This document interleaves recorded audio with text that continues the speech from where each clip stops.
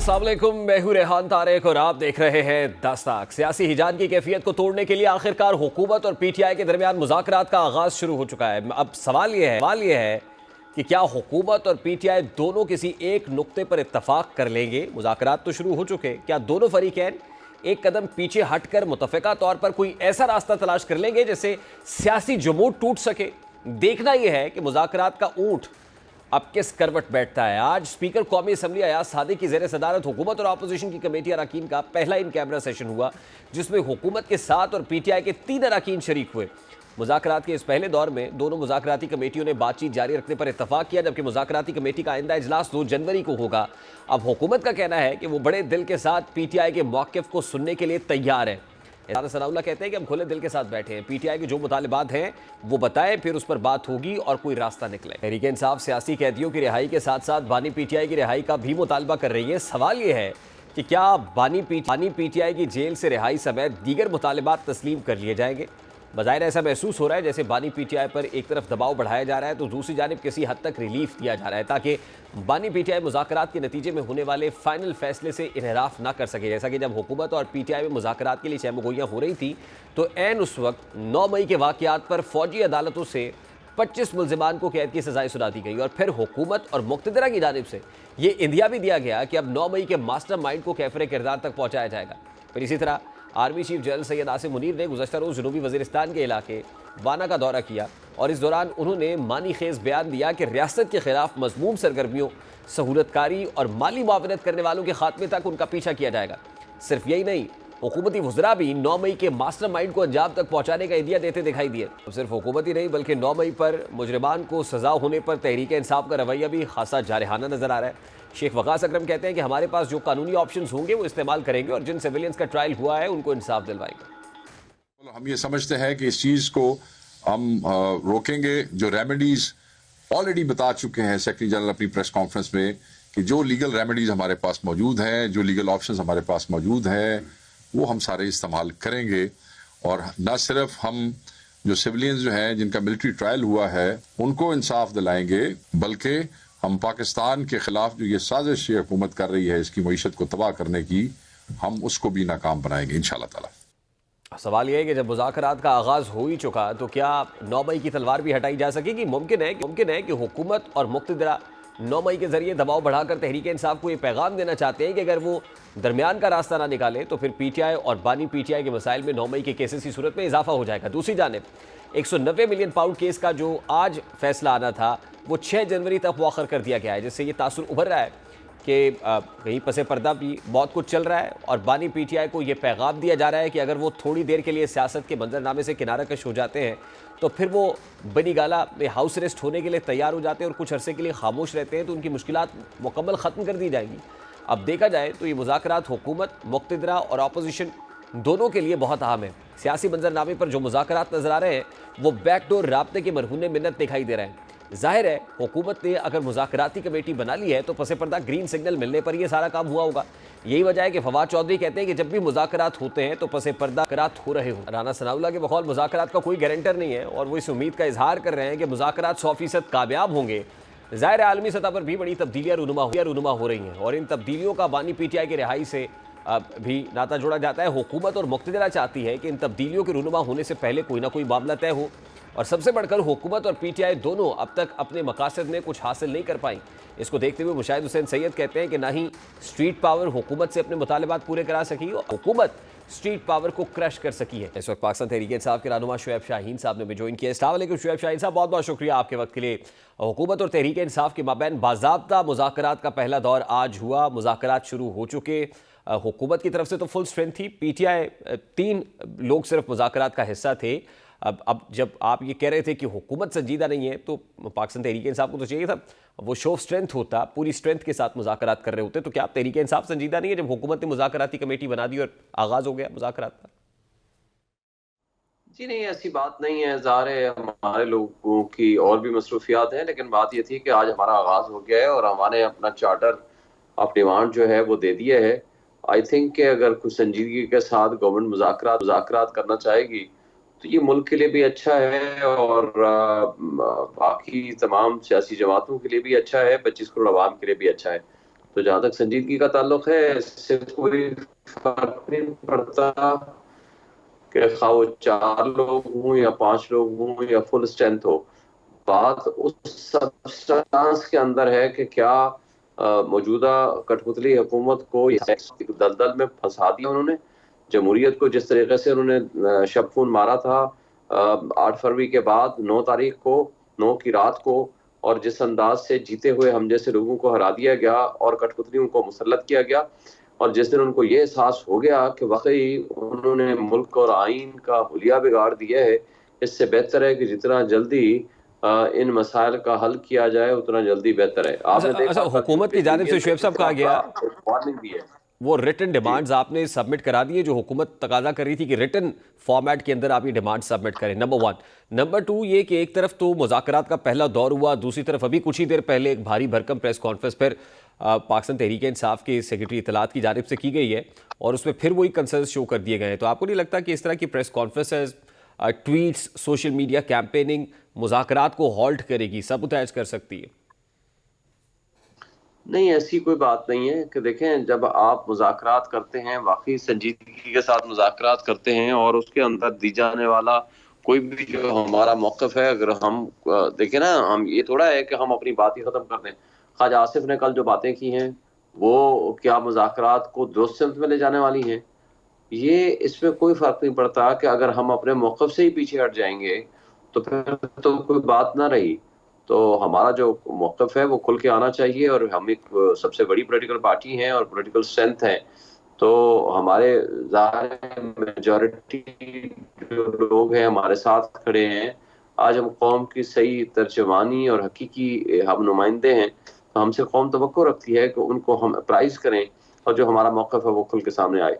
बाकी आगे संजीदगी के साथ अगर मुज़ाकरात होते हैं, जैसे मैंने पहले कहा कि ये मुल्क के लिए भला है। आपने देखा यूरोपियन यूनियन ने वार्निंग दे दी है आपके मुल्क को, आपका यूनाइटेड नेशंस ने इमरान खान की डिटेंशन को आर्बिट्रेरी डिटेंशन डिक्लेयर किया है।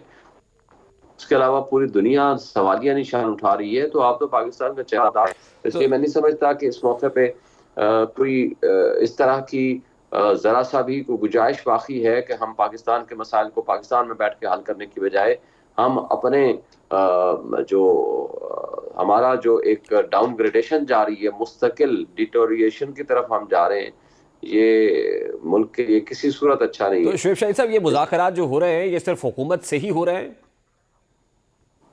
ये सब तो हुकूमत से ही हो रहे हैं, क्योंकि जो हुकूमत के पीछे जो इन लोगों ने इन हुकूमतों को मुसल्लत किया है, तो आई थिंक अगर उनकी आशीर्वाद नहीं होगी तो ये कठपुतली तो कुछ कर भी नहीं पाएंगे, ना ही इनमें इनके पास कोई अख्तियार है। अगर कोई अख्तियार लेके बैठे हुए हैं तो फिर अच्छी बात है, वरना नहीं, राना उन्होंने सनाउल्लाह साहब ने कहा ना कि इस्टेब्लिशमेंट को ऑन बोर्ड लेके करेंगे जो भी करेंगे, तो आपको इस बात की रियलाइजेशन है कि इस्टेब्लिशमेंट भी ऑन बोर्ड है या सिर्फ आप समझ रहे हैं कि हुकूमत ही ऑन बोर्ड है, हुकूमत के साथ ही आप ऑन बोर्ड है? देखिए, ये तो उनको पता होगा, हम तो कुछ कह नहीं सकते। कि अगर वो ये समझते हैं कि वो जब बात कर रहे हैं तो वो ऑन बोर्ड हैं, मेरा ख्याल है उनको होना चाहिए और प्रोबेबली वो होंगे, वरना शायद ये बात ना करते। आपको अंदाजा है कि जब इन्होंने कहा हम एपीसी बुलाने जा रहे हैं, ये जुलाई का पहला हफ्ता था और हमने कहा था कि हम करेंगे का, और 3 दिन बाद 15 जुलाई को जब अतातारण के जरिए माहौल ख़राब कर दिया गया, GMPT पे पाबंदी लगा रहे हैं और आर्टिकल 6 लगा रहे हैं। अच्छा, मुझे शुएब शाहीन साहब ये बताइएगा कि आपका जो मिनिमम कॉमन एजेंडा है वो क्या है जिसको आप अचीव करना चाहते हैं? 2 डिमांड्स तो आपकी बड़े क्लियर हैं और कैटेगोरिकली कह रहे हैं कि आप एक तो अंडर ट्रायल कैदियों को रिहा करें, दूसरा 26 नवंबर और 9 मई की जुडिशल इंक्वायरी कराएं, प्रॉब करें, लेकिन मिनिमम कॉमन एजेंडा क्या है? जाहिर है जब आप मुज़ाकरात में जाते हैं तो ये तो नहीं होता ना, वहाँ पे कोई फ्लेक्सिबिलिटी भी शो करनी पड़ती है कि आपने जो कहा वो उठा के ले आएँ। तो मिनिमम क्या चीज़ होगी जिसको अचीव करना चाह रहे हैं? देखिए जी, इस वक्त तो हमारा ये बड़ा सिंपल सा मुतालबा है कि एक जुडिशल इंक्वायरी कराई जाए। आपने लोगों को कत्ल किया है 26 नवंबर को, लोगों को सीधे ही गोलियां मारी हैं स्नाइपर्स के जरिए, सियासी कारकुनान हैं। आपने जिस अंदाज से एक सियासी हुजूम को ख़त्म करने के लिए जो तरीका वारदात अडॉप्ट किया, ये तो दहशतगर्दों के साथ भी ऐसा नहीं होता। तो जो कुछ किया गया ये बहुत ख़तरनाक है। ज़ाहिर है इसकी एक इम्पार्शियल इंक्वायरी करनी ज़रूरी है। और दूसरा बड़ा सिंपल सा हमारा मुतालबा है उसके अंदर भी कोई इतनी बड़ी कोई बात नहीं शामिल ने मुतालबा किया है कि जी आप सिंपल और सादगी के साथ आप इस जो सियासी कैदी हैं उनको आप रिहा कर दें। और सियासी कैदियों की रिहाई कोई इतना बड़ा मुतालबा नहीं है कि जिसको ये ना मान सकें। और इसमें कोई शक नहीं है कि आज हजारों की तादाद में हमारे वर्कर्स को उठाया जा रहा है और किया जा रहा है, पामाली हो रही है। नहीं, मैं ये कह रहा हूँ किसी सर के कि ये भाई दोनों को, किसी के मुतालबात अगर नहीं इवन माने यहाँ तक जाते कि तो फिर आपने क्या होगा सामान जिस पे आप इक्तफा कर सकते हैं या जिस पे आपकी तसल्ली तशफ़ी हो सकती है? फिर तो कुछ भी नहीं है ना। फिर इसका मतलब ये संजीदा नहीं है। और ये दो मुतालबात तो बड़े सिंपल, सबसे आसान तरीन ये मुतालबे हमने रखे ताकि बातचीत का आगाज हो सके। और अगर ये नहीं करते हैं तो फिर ना करें। ये मुल्क को, तो इसका मतलब है इज इट ट्रू कि ये कोई मुल्क को अंडर ट्रायल तोड़ने की कैदियों की कोई साजिश के फहरिस्त अलावा फिर बनाई कुछ है, नहीं हो सकता। कोई फहरिस्त बनाई गई है और उसके ऊपर टॉप ऑफ द लिस्ट बानी पीटीआई का नाम है? हाँ, तो सबसे बड़ा सियासी मुल्जिम इमरान खान है। इसमें कौन सी शक की बात है? ये पूरी दुनिया कह रही है, सिर्फ हम नहीं कह रहे।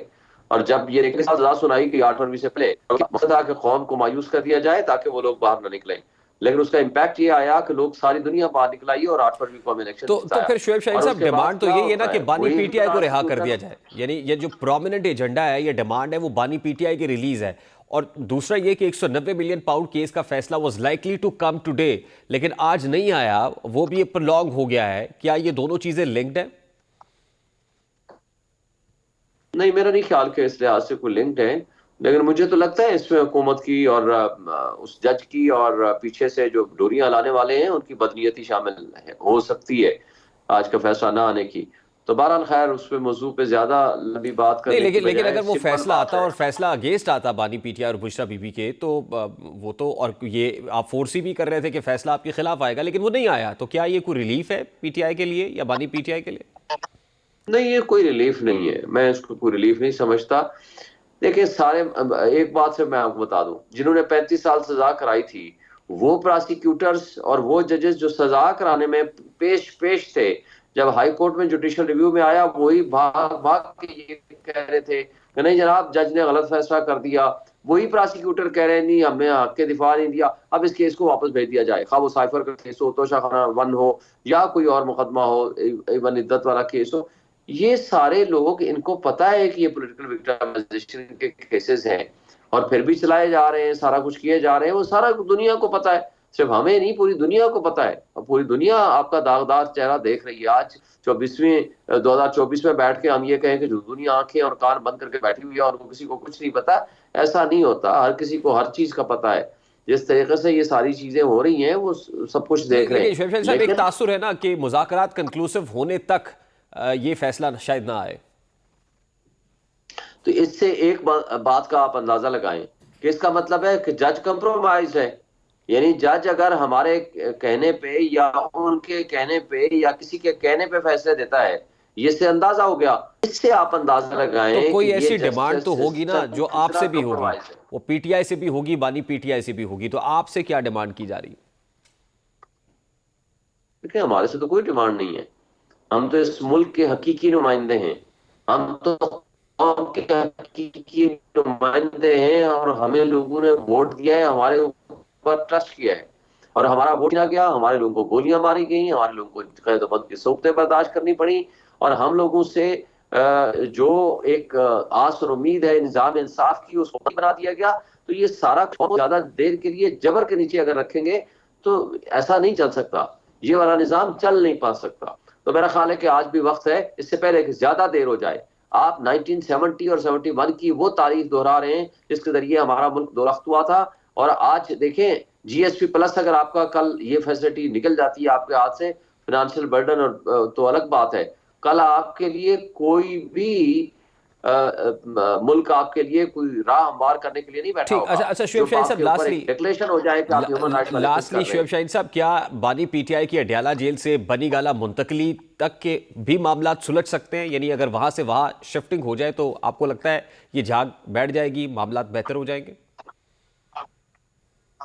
देखिए अभी आगाज है, अभी हम कुछ नहीं कह सकते कि आगे क्या होगा। जब कोई बातचीत संजीदगी के साथ होगी तो फिर हम उसके बाद में जवाब देंगे, लेकिन ऐसा लगता नहीं है। खान साहब इन चीजों को मानने वाले नहीं है कि वो इधर की बजाय यहाँ फैसिलिटी ले लें। अगर आपने मुल्क को दुरुस्त सिमत में लेके जाना है, फिर आपको जमहूरियत को बहाल करना पड़ेगा, फिर आपको रूल ऑफ लॉ कायम करना पड़ेगा, फिर आपको निजाम इंसाफ दुरुस्त करना पड़ेगा। इस तरीके से आप इस तरीके से सिर्फ सरसरी और सतही तौर पर जो मुज़ाकरात हैं उसका कोई फायदा नहीं होना। बहुत बहुत शुक्रिया।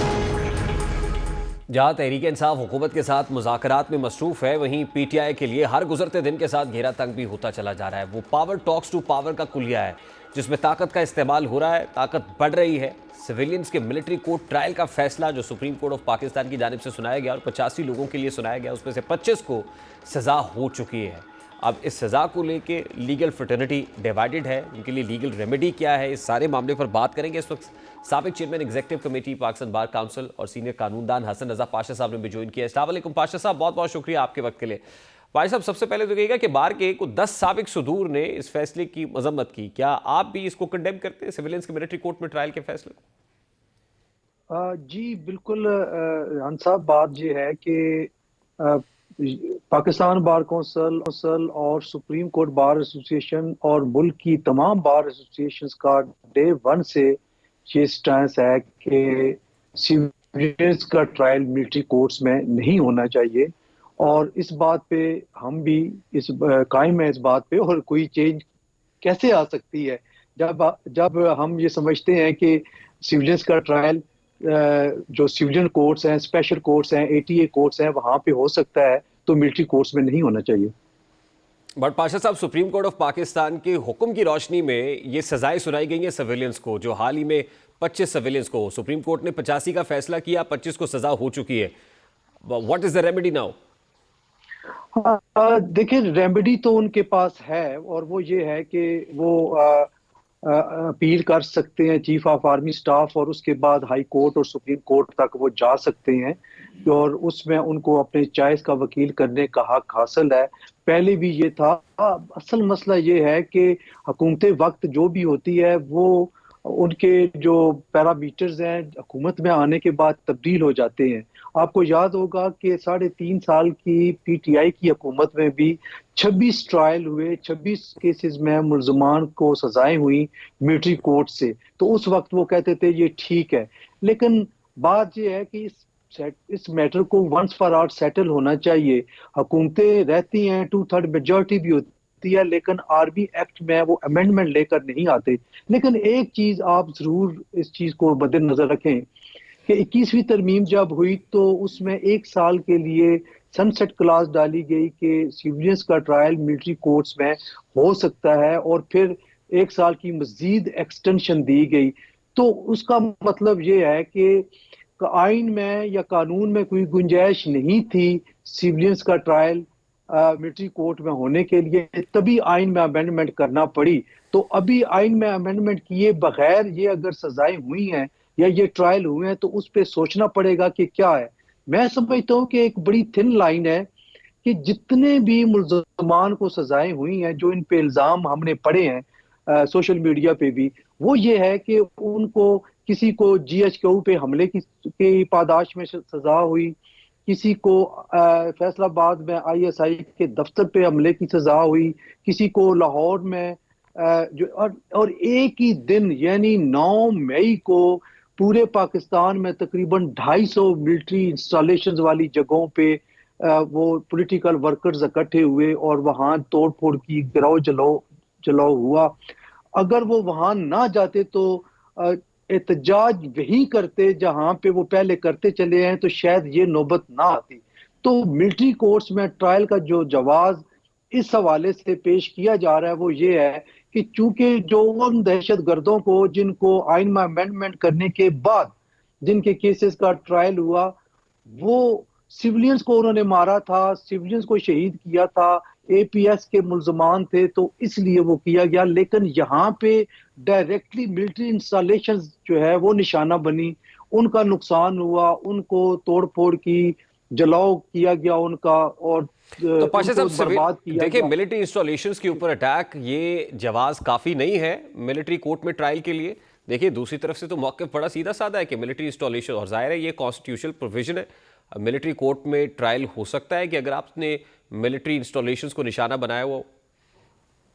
जी बिल्कुल, ये इसीलिए ये जवाब पेश किया जा रहा है और तभी सुप्रीम कोर्ट ऑफ पाकिस्तान ने इसी वजह से उनको इजाजत दे दी कि चूंकि ट्रायल कंप्लीट हो गया और आप इनको फैसला सुना दें। देखिए ये भी एक बड़ी अहम बात है कि पिछले 9 मई से आप 1.5 साल तकरीबन होने वाला है ये बंद थे, और किसी को 2 साल की अब सजा हुई है तो वो तो अब बाहर आ जाएगा, उसको तो तकरीबन सजा उनकी कंप्लीट हो गई है। और अगर इनडेफिनेट पीरियड के लिए इनको ऐसे रखा जाता और फिर वो ट्रायल मुंतकिल कर दिया जाता किसी और कोर्ट में, तो शायद उनको और लंबा स्टे करना पड़ता जेल के अंदर। नहीं पाशा साहब, लेकिन जाहिर है ये जो फैसला है ये तो प्रेसिडेंस है ना, और ये 85 लोगों के लिए, कईयों को 10-10 साल की सजा भी हुई है। अब बाहर का ये कह देना कि ये जस्टिफाइड नहीं है, ये काफ़ी नहीं होगा ना। एक तरफ तो जाहिर है कि अगर ये कह रहे हैं तो कोई ना कोई पटिशन भी होगी सुप्रीम कोर्ट अपने इस फैसले को अंडू कर सकता है, नंबर 1। नंबर 2, जहाँ तक रेमेडी की बात है तो इस पे भी राय खासी तकसीम है कि ये सुप्रीम कोर्ट में चैलेंज हो सकता है, नहीं हो सकता। कुछ कहते हैं आर्मी चीफ इसमें कोई उनसे रहम की अपील की जा सकती है, और कुछ के भरोसा ने की भी है, और फिर या तो सदर माफ़ी कर सकते हैं। लेकिन क्या वाकई सुप्रीम कोर्ट की रेमेडी या फॉरम या हाई कोर्ट का फॉरम भी मौजूद है इन लोगों के पास या नहीं? मेरे ये जाती ख्याल है कि ये हाई कोर्ट और सुप्रीम कोर्ट की तरफ रुजू कर सकते हैं और ये राइट इनको अवेलेबल है। इससे पहले जितने केसेस भी हुए तो वो आप देख लें कि जो कॉन्स्टिट्यूशन 21वीं अमेंडमेंट के बाद जिनको सजाएं सुनाई गई तो उनके cases supreme court of Pakistan में पेंडिंग है, अभी तक पेंडिंग है, क्योंकि वहां से स्टेटस को ऑर्डर आ गया था सुप्रीम कोर्ट ऑफ पाकिस्तान से।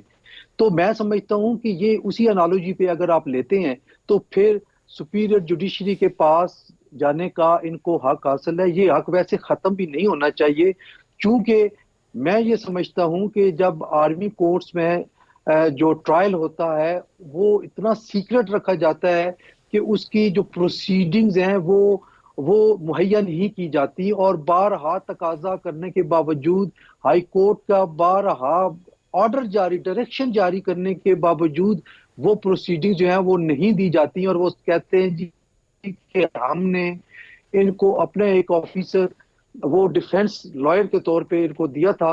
तो प्रोफेशनल लॉयर की खिदमात हासिल करना आर्टिकल 10A उसको हक देता है कि वो अपनी मर्जी का, अपनी चॉइस का लॉयर करें, और वो उनको जो है आर्टिकल 10A के तहत उनको ये हक हासिल है कि वो अपने खिलाफ केसेस का ठीक। अच्छा पाशा साहब, अभी तो देखिए 85 लोगों की हद तक ये फैसला है, लेकिन कहा यह जा रहा है ना कि इसके जो आर्बिट्रेटर्स थे, जो मास्टरमाइंड्स थे, सहूलतकार थे, सपोर्ट, उनके गिर्द भी घेरा तंग होगा। पाकिस्तान तहरीक इंसाफ की लीडरशिप की तरफ इशारा किया जा रहा है। तो आपको क्या लगता है कि सुप्रीम कोर्ट जो है उसके लिए भी इजाजत देगी, और सुप्रीम कोर्ट का गो हेड ग्रीन सिग्नल जरूरी है? मान साहब, एक प्रेसिडेंट तो सेट हो गया है, और यही इल्जामात, इन्हीं इल्जामात की बेसिस पे अगर आपने ट्रायल भी कर लिया, सजा जजा भी दे दी, तो फिर लेटर ऑन अगर कोई को अक्यूज्ड वो आता है और उसके खिलाफ चार्जशीट होता है तो फिर उसको भी इसी तौर पे लिया जाएगा। लेकिन मुझे समझ नहीं आ रही कि क्यों इस तरह की ये बात की जा रही है कि एक सजा देने के बाद अभी तक आपने उन जो केसेस के जो चालान है उनमें फैसिलिटेटर के हवाले से किसी का नाम नहीं दिया, ना ही अभी तक उनसे इन्वेस्टिगेशन हुई है। तो इतना बिलेटेड स्टेज पे जब उनको इन्वॉल्व करेंगे तो ये क्वेश्चन मार्क होगा। अगर आपने करना ही था तो स्टार्ट में ही कर देते तो शायद ये एतराज ना होता। अब ये मशकूक हो सकती है ये बात कि आपने इतने अरसे के बाद उनको इस केस में इन्वॉल्व कर रहे हैं, और उनके पास फिर उनकी गिरफ्तारी होगी, फिर तफ्तीश होगी, फिर उनके खिलाफ चालान जो है वो जाएगा कोर्ट में, चाहे वो मिलिट्री कोर्ट में जाए। तो ये एक मैं समझता हूँ जाती तौर पे कि ये डिले जो है ये फैटल होगा और बेनिफिट मिलेगा उन मुल्ज़मान को जिनको अभी वो मिलिट्री ट्रायल में लाना चाहते हैं। बहुत बहुत शुक्रिया। हमारे यहाँ इंटरनेट सुस्त रवि का शिकार है, और इंटरनेट की सुस्त रवि और बंदिश के बायस पाकिस्तानी मईशत को यौमिया अरबों रुपए का नुकसान हो रहा है।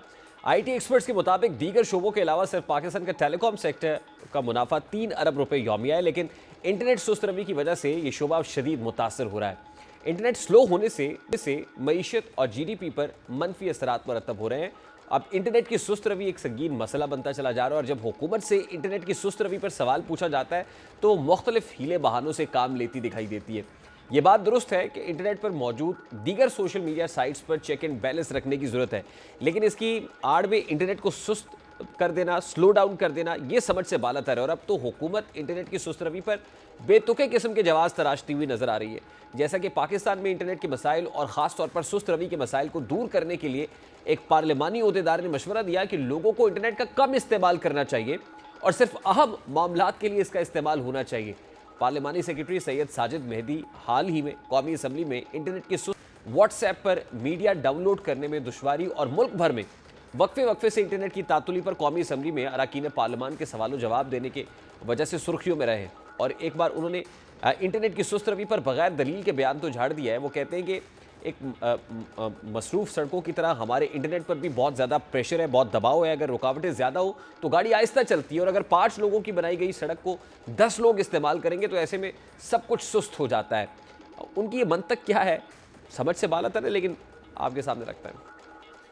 आजकल वैसे ये है भी बात लोड शेयरिंग की वजह से भी एक हमारे यहाँ पे जो है 5G आया नहीं है, लोग बहुत आगे चले गए हैं, कोई दुनिया में ज्यादा फास्ट हो गया है। हमारे बासम कंजेशन हो जाता है। बासम ऐसे टाइम आप देखते हैं बहुत ज्यादा लोड आ जाता है, जैसे आप देखते हैं सड़कों पे बहुत ज्यादा पीक आवर लोड होता है तो स्पीड स्लो हो जाती है गाड़ियों की। इसीलिए इसका भी ऐसे जब एक चीज की कैपेसिटी 5 की और 10 आदमी उसको यूज कर रहे हैं तो नेचुरली वो थोड़ा स्लो हो जाता है।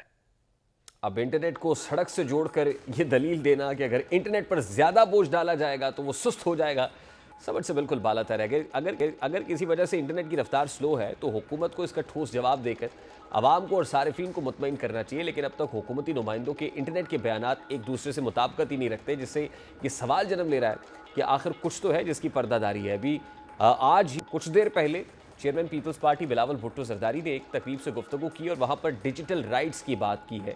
इंटरनेट की स्लो डाउन होने पर तशवीश का इजहार भी किया है। उम्मीद करते हैं कि जो रिस्पॉन्सिबल लोग हैं बिलावल भुट्टो जैसे, वो इस मामले को ना सिर्फ पार्लियामान के फोरम पे उठाएंगे बल्कि जो कंसर्न क्वार्टर्स है वहाँ तक भी पहुँचाएंगे और ये मसला जो हल तलब है वो हल भी होगा। हज़रत बीबी फ़ातिमा ज़हरा रज़ी अल्लाह ताला अन्हा, जो हुज़ूर अकरम सल्लल्लाहु अलैहि वसल्लम की चहेती बेटी, जिनकी ताज़ीम के लिए रसूलुल्लाह सल्लल्लाहु अलैहि वसल्लम अपनी नशस्ते खड़े हो जाया करते थे, आज दुख्तर रसूल सल्लल्लाहु अलैहि वसल्लम हज़रत बीबी फ़ातिमा ज़हरा का यौम विलादत अक़ीदत व एहतराम से मनाया जा रहा है। सिद्दीक़ा कुबरा, जिगर गोशा रसूल, ज़ौजा अली इब्न अबी तालिब, उम्मुल हसनैन, जन्नत की औरतों की सरदार फ़ातिमा ज़हरा की हयात तय्यबा से नूर की ऐसी किरणें जलवागर हुई कि रसूलुल्लाह सल्लल्लाहु अलैहि वसल्लम ने आपकी सीरत ताहिरा, जो हर मुसलमान खातून के लिए मशले राह करार दी। जनाब फ़ातिमा ज़हरा ने हज़रत खदीजतुल कुबरा के विसाल के बाद अपने बाबा सल्लल्लाहु अलैहि वसल्लम की ऐसी खिदमत की कि रसूल अकरम सल्लल्लाहु अलैहि वसल्लम ने उन्हें उम्मे अबीहा का लक़ब दिया, यानी अपने बाप की माँ। हज़रत सैयदतुल ज़हरा खाना नबूवत के गुलिस्तान का वो फूल थी जिनकी ताज़ीम को रसूलुल्लाह सल्लल्लाहु अलैहि वसल्लम खड़े हो जाते थे। आपके लिए रसूलुल्लाह ने फरमाया, फ़ातिमा मेरे जिगर का टुकड़ा है, जिसने उसे तकलीफ़ दी उसने मुझे तकलीफ़ दी। आपने अपनी हयात मुबारका के 9 बरस अपने वालिद सल्लल्लाहु अलैहि वसल्लम के घर गुजारे और कुल 9 बरस खाविंद हज़रत अली रज़ी अल्लाह ताला अन्हु के घर इबादत खुदाबंदी और शौहर की अताअत में बिताए। आपकी शहादत 3 जमादी-उस-सानी को हुई। बीबी फ़ातिमा ज़हरा रज़ी अल्लाह ताला की सीरा जहाँ मुस्लिम ख़वातीन के लिए बल्कि पूरी दुनिया के लिए मशअल राह है। उम्मीद करते हैं कि अल्लाह रब्बुल इज़्ज़त से दुआ है कि वो उनकी सीरत मुबारका के ऊपर अमल करने की तौफीक अता फरमाए। प्रोग्राम का वक्त अपने इख्तिताम को पहुँचा। आपसे मुलाकात होगी इंशाअल्लाह कल। अब तक रखिए ख्याल। अल्लाह हाफ़िज़।